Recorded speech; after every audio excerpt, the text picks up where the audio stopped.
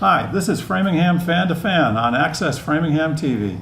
I'm Dave Hornfischer, Framingham sports fan myself, and I'm pleased to host this interview show whose purpose is to highlight those who are involved in Framingham sports at all levels. We hope to increase awareness and ideally fan support of these fun sporting events, and also to help use sports to achieve our station's goal of building community. Today I'm pleased to discuss Framingham State football, and our guests today are three. One is the offensive coordinator for Framingham State, Aynsley Rosenbaum, and I have two of their defensive specialists, defensive back Jaquan Harris, from a senior who is from Boston and went to high school in Quincy, and junior defensive lineman Darian Bellaire, who is from Framingham. And welcome, and it's great to have you guys here. Let me give Thanks you for having guys us. a quick handshake and a wave. Appreciate you. And high five or whatever. But let's begin by letting each of you tell a little bit about yourself. How one gets, first of all, to become an offensive coordinator. I grew up in Somerville, came to Framingham State to get a teaching degree and play football. And when I finished up, I went back into the workforce and started coaching football after teaching. And when I went back to get my master's, I ran into Coach Kelly at Framingham State in the bookstore, and he recruited me on to coach the offense at Framingham State. What a great coming together. And Darian, you're from Framingham, so you probably knew a little bit about this place growing up. Yeah, actually, I've known Coach Kelly since I want to say ninth grade. Really? And that's just because, again, I've gone to their games when I was in high school and all of that stuff. So when I came back up from North Carolina, it was a special opportunity for me to play for him and Coach Baum. And Jaquan, how does a guy from Boston find his way all the way out to the Wild West of Framingham? And tell me a little bit about your background. Did you play football in high school too? Yep, I played football in high school. So I was born and raised in Boston, and I went to high school at Quincy High, played football and basketball and track all 4 years. And I decided to come to Framingham because it was a good location. Wasn't too far from home. It's about 35-minute drive. And I mean, it was good people here. I came here with good people, winning program. Great. Everything just fit. So. And now you're a senior, and you've had 4 years of success here, and I understand you've had 10 years here of being the offensive coordinator. Tell me a little bit about what an offensive coordinator does in the course of a week. Maybe you can talk a little about, what you do pre-game, during a game, after a game. So when the game ends on Saturday, after some short celebrating, the first thing we do is go back to the office and start breaking down film. Like to see every player's performance, grade them out, see where we can get better, see where we did well and can continue to do well. And then Sunday, we're on to the next opponent, and we've got game film from the previous game that they played, as well as each game before that of that season. So we spend time breaking down their tendencies, what things they do, what things their players do. And then from there, we begin to put a game plan together for practice at 4:30. And 4:30 comes awful fast when you're trying to put together a game plan. Sunday? On Monday, actually, okay. Monday. But so let's just talk with the players a little bit about, now it's Monday. Is this the first time you're starting to think about your next opponent? Yeah, I mean, after, like Coach said, a short celebration on Saturday, after a win, we all look at film. That's the first thing we're waiting for, is the film of the game, see how we did to grade ourselves, and then obviously the coaches grade us. And then Sunday, they put up film for our new opponent, and it's a new game week. So. I love watching film, so. Yeah. So do you get to see the film on Sunday? Yes. Yeah. Yes. Okay. So you're all there on Sunday. So. Yeah. Wow. We all have it linked up with like our phones and Yeah. computers. Okay. So you can watch it right at home. Yep. Yep. Exactly. Right. It's all on our account, and I mean, it's pretty cool. You get to study your opponents. Find out their tendencies, what they like to do. And I think it's a pretty good, tool to use for football. And then, of course, during the game, the offensive coordinator, do you signal in all the plays, or do you have, or is the quarterback? How does that work with running the offense? I'm up in the booth. I'm up on a headset with one of my assistant coaches, and I call each play individually, and I have a group of 2 or 3 guys that signal the play into the quarterback and receivers, and then they relay the information to the offensive line, and then we're off. Okay. And you've obviously been very successful about this. And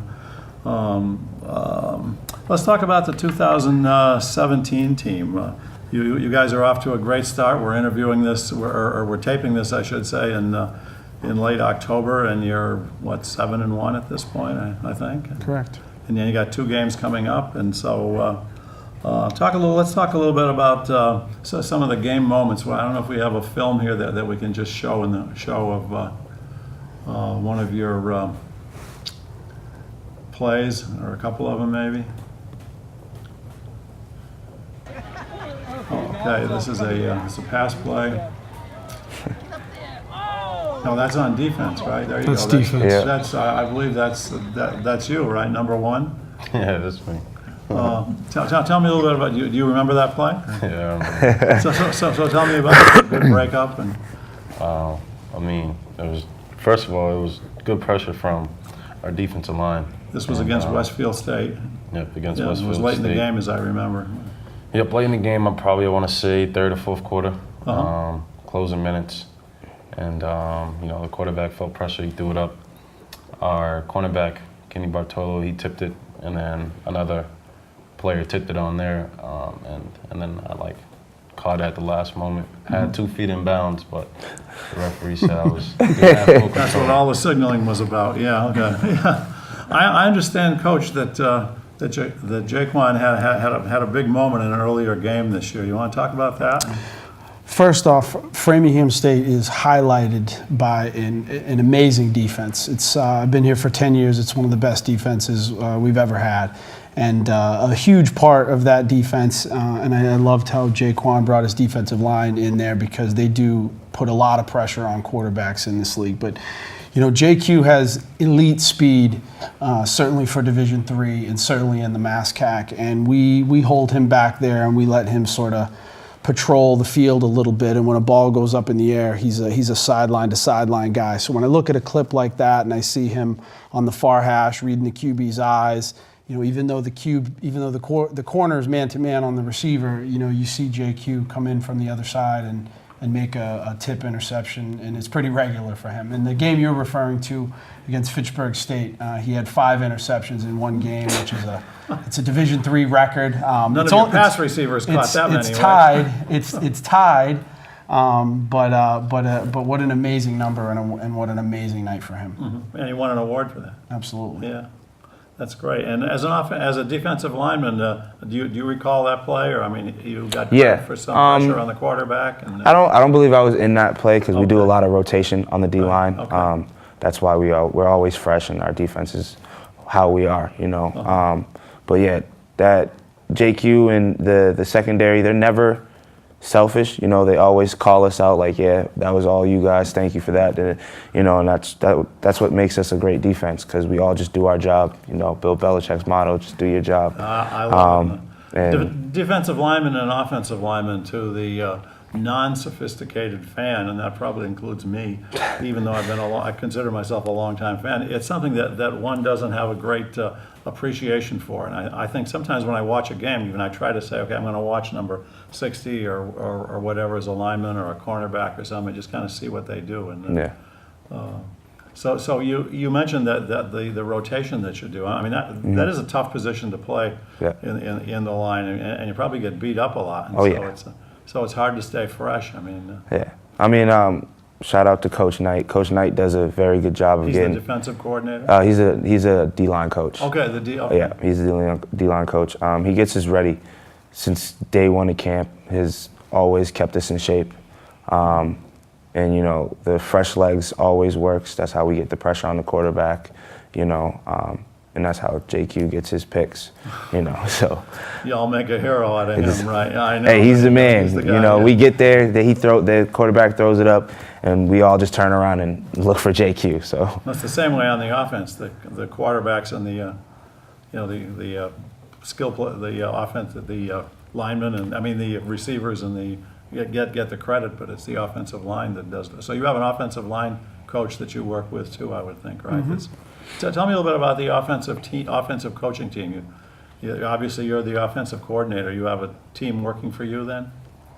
Yeah, my offensive line coach, his name is James Rippey. Our running backs coach name is Dan Chulo, and our receivers coach, who's also the special teams coordinator, is Gavin Fitz. And they all spend a lot of time breaking down film and getting our guys ready to go. I think we have a couple of running plays here that we were going to show. If we can put those up, I think you have a really strong running back this year. Yes, Karan Wright, he's one of the best. Right, No is he question. leading the conference? And here's a play here. I think where. No, that was a pass. That was a quarterback run. And the quarterbacks you have, okay, the cheerleaders there, and this is another. This is the run I was thinking of where Wright goes down the sidelines. And he seems to have great speed to get outside and. He's an incredible running back. He's one of the smaller running backs. Amazing speed, really hard to tackle. I mean, even in practice, he's tough to get his hands on.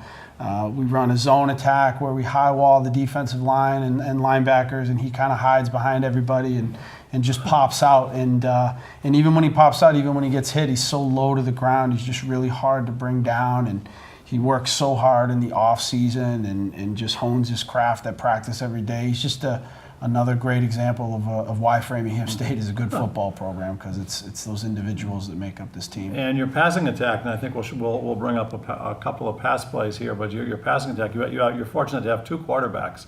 Tell me a little bit about their differences. So we've got a senior quarterback named Zach Walker, who's been with me for a long time. He's an amazing leader. You know, he commands the huddle. He knows what to do. And then we've got sort of a young, undersized gunslinger out there, Adam Wojcinski from Connecticut, and he's sort of he's got that it factor. And when a play breaks down, he's going to make something out of it and do something special. And we all kind of hold our breath when those moments happen.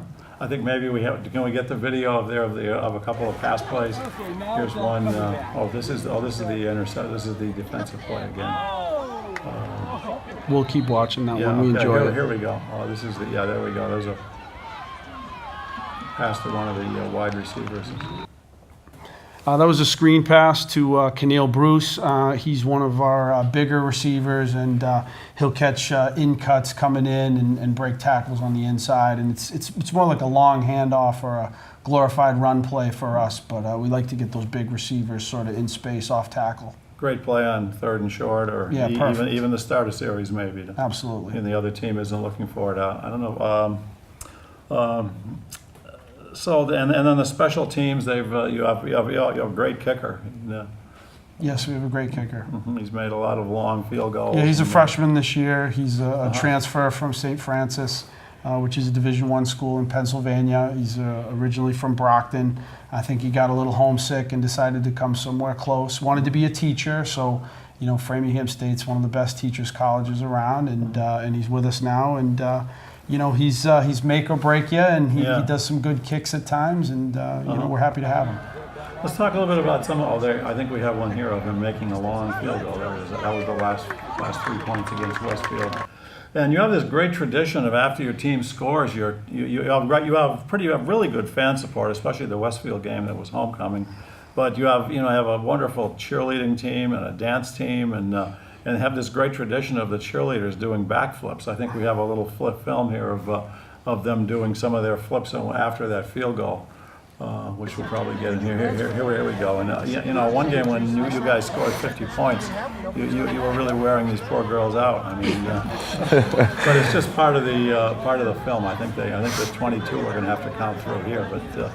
There's a certain amount of athleticism that's involved in this too, and that's got to be a kind of a fun thing for the football team to think about. Is just how are we going to wear these girls out? Right? Ironically enough, one of my secondary duties is I'm actually in charge of the cheerleading program. Oh, really? So I schedule their gym time, and I kind of am the go-between between the ADs and what they do with their season and whatnot.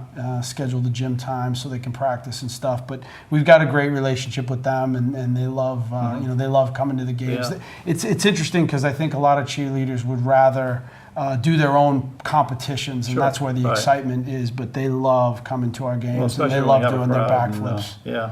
I think that they would tell you that they love when we score a lot of points because they want to show off how many backflips they it's can do. amazing. Yeah, no. It's, well, this is a college, and it's a D3 program, and one of the big differences I think that D3 sports gets is, from Division I sports is that there's really more of an academic focus as to why you all are actually at Framingham State. And maybe we can have each of the players tell a little bit about your academic program. You were telling me a little bit about that before, and what some of your goals are for studying here, and maybe after being a student here. Yeah.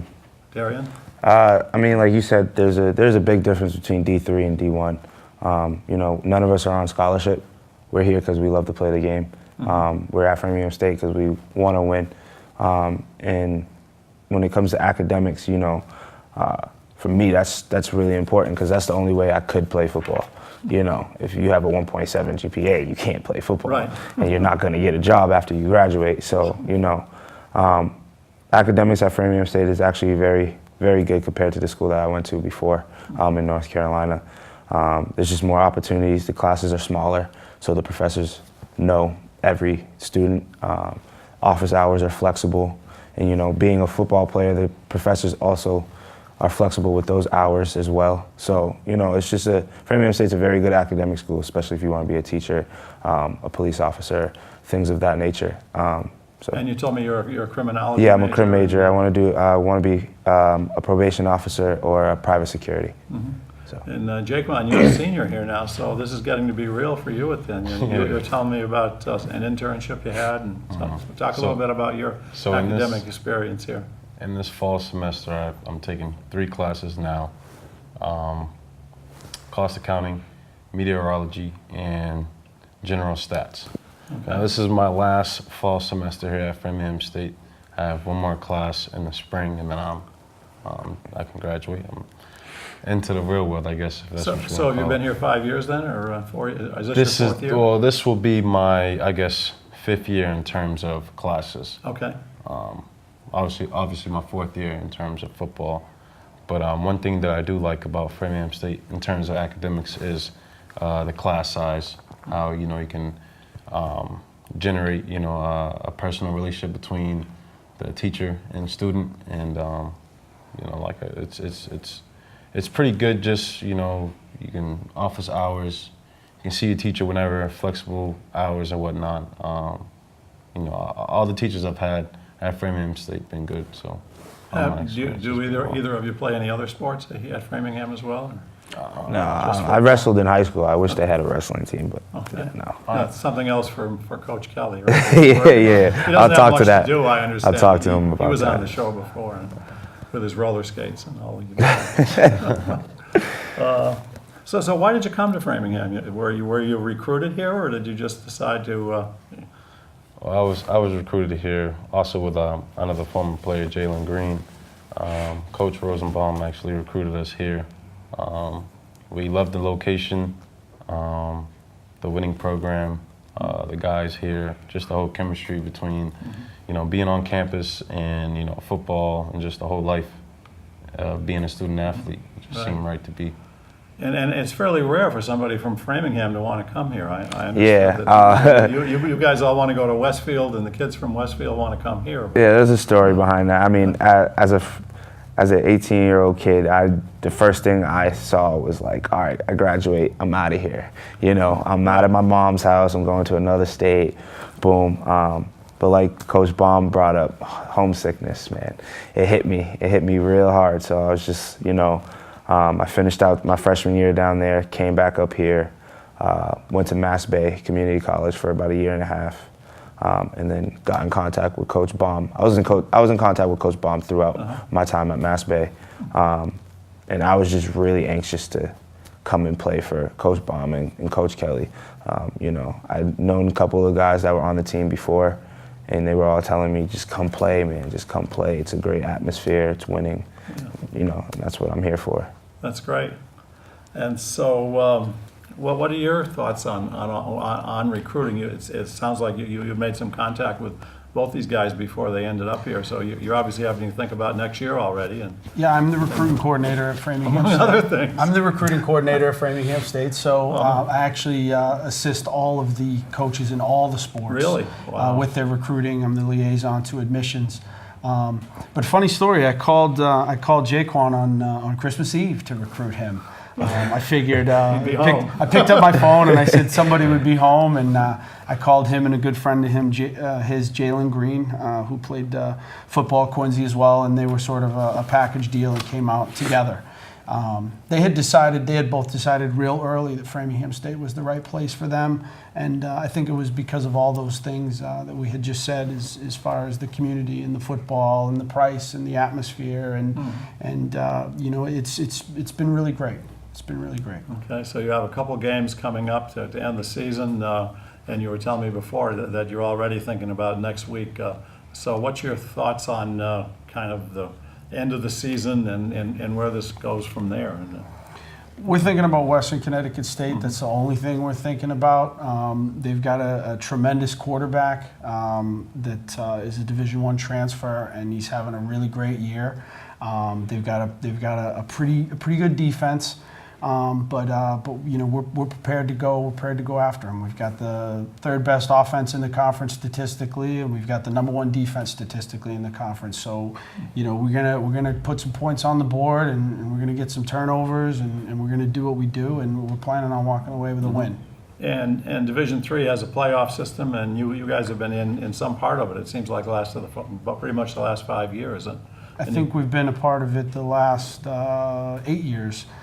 Whether we've been chosen or not, we've at least been in the voting and in the conversation and stuff. And you know, our credo at Framingham is that, you know, we take care of our business, and we let everything sort as it may. But we believe we're going to be there. We believe we're going to win, and we're just preparing for Western Connecticut State right now.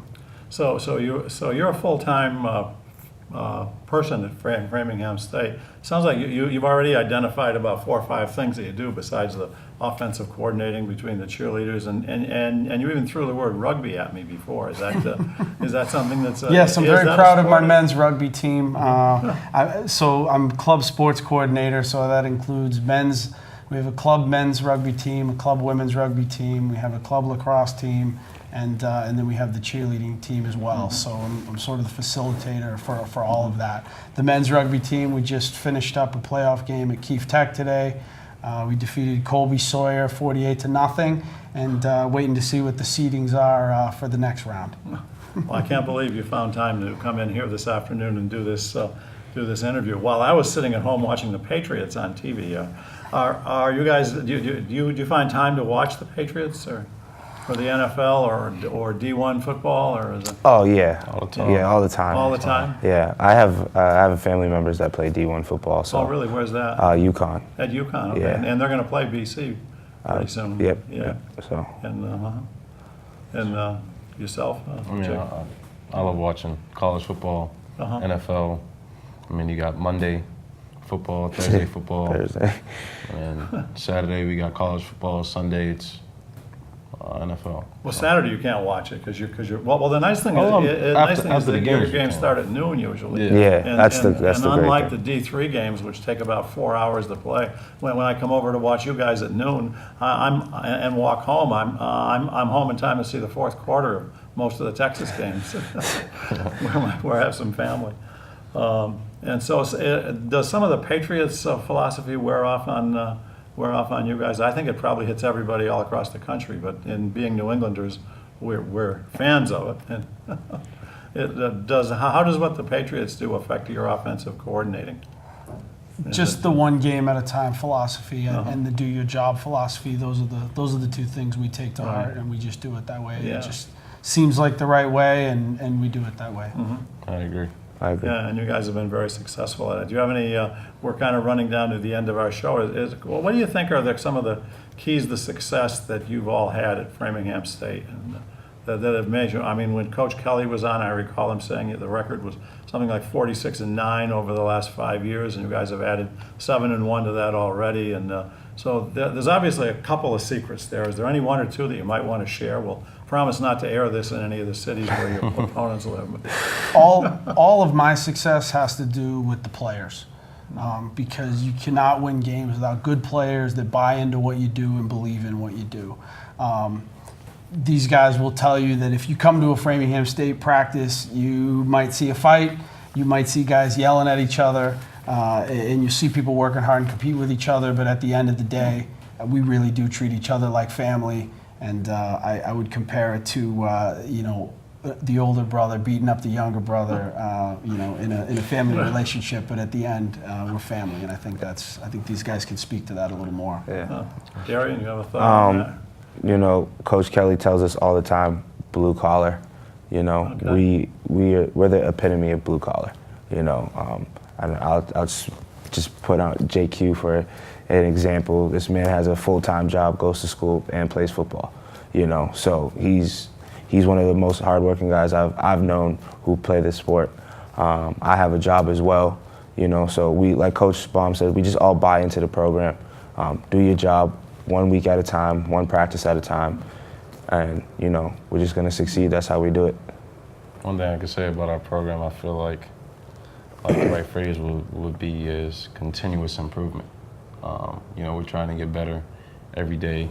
Every day that we go out there and practice, even every day in film or just watching, like whether it's physically and mentally, just getting better every day as a person, as a football player, and just. I know there's a lot of kids, there's a lot of role models, looking up to us. I mean, I know we're role models to a lot of kids that's looking up to us. So it's like, it's just, it's kind of like a good role to have on your shoulders. Do any of the kids in the Framingham youth football program get to your games? I know they play their games over on your field over there when I interviewed them. Yeah. We've got a couple of former players that are on the staff at Framingham right Really? now. One of them actually relocated from New Jersey and is here now coaching on the team. And he's doing a great job. And I know you keep in touch with former players and coaches there. And they do a youth camp at our field where we go down and do a few things. The Special Olympics down at Bowditch Field is always a place we rub shoulders with the high school and youth programs. But it's going really well. Well, this has been great. You guys have been. This has been one of my more fun interviews, and it's certainly clear to me why you guys win. And I just see three people who were just winners in life as well as on the football field. And so it's been great to have you on here, and you made such great representatives of the university. I'm sure they're going to want to use this as a marketing film for staff and future students to come here. So thank you so much for coming. Thank you very much. Appreciate you. Darian, Jaquan. Thank you. Thank you.